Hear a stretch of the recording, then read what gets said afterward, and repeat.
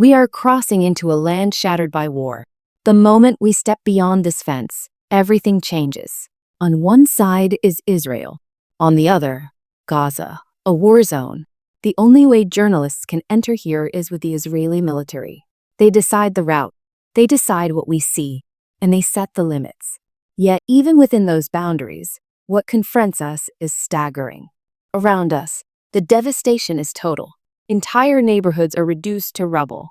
Concrete blocks piled like sand, steel twisted like paper. It looks less like the result of bombing raids and more like an earthquake that never ended. You ask yourself, how could anyone rebuild this? To push further in, we switch vehicles. The closer we move toward Gaza City, the more dangerous it becomes. Inside an armored personnel carrier, sealed away in metal, the world outside is only visible through dusty cameras.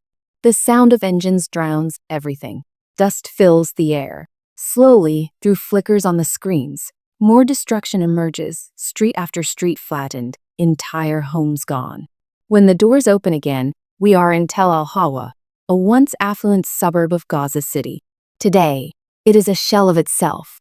For more than a week, it has been pounded. The centerpiece here is the Jordanian hospital, once a place of healing, now caught in the middle of war. The Israeli military claims Hamas fighters used the site as cover. Jordan strongly denies it. Israel insists it held back from striking directly to avoid civilian deaths. For now, the hospital is empty, the patients evacuated, but the surrounding destruction tells its own story. I speak with Soldier A member of the IDF. He insists that despite the horrifying death toll in Gaza, Israel does not target civilians. You can see for yourself, he says. The hospital is untouched. We don't fire at it. We fight Hamas. And yes, we must fight, but we try everything to keep civilians safe. Yet the numbers tell another side. The Gaza Health Ministry claims more than 67,000 people have been killed since this war began nearly 2 years ago. The United Nations has gone further, accusing Israel of committing genocide. When I put that charge to the Israeli military, the response is sharp. Genocide means intent, the officer tells me. There is no intent here. There are mistakes, yes.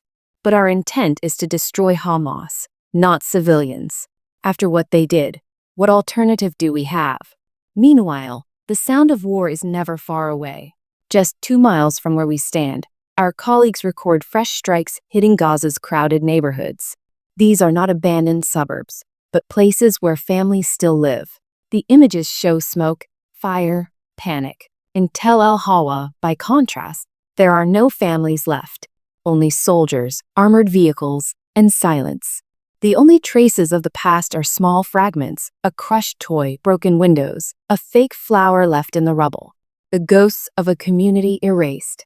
As we move out, the scale of the war becomes clearer. Israel's military power is overwhelming. Tanks, drones, artillery, and fighter jets roll in with ease. Hamas, officials say, has been reduced to a shadow of itself, a smaller, depleted force relying on guerrilla tactics, hidden tunnels, and young recruits barely older than teenagers. But diminished does not mean defeated. Explosions still echo across the horizon. The conflict grinds on, claiming lives on both sides, with no sign of resolution. For residents of Gaza, peace feels like a dream slipping further away each day. For Israel, security means a war without end. And for the world watching, the question grows louder.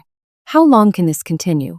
As we head back to the border, a massive explosion lights up the sky. It is a brutal reminder that this land remains cursed by violence, where each moment of silence is shattered by the next strike. This is Gaza, a place of ruins, of suffering, of resilience.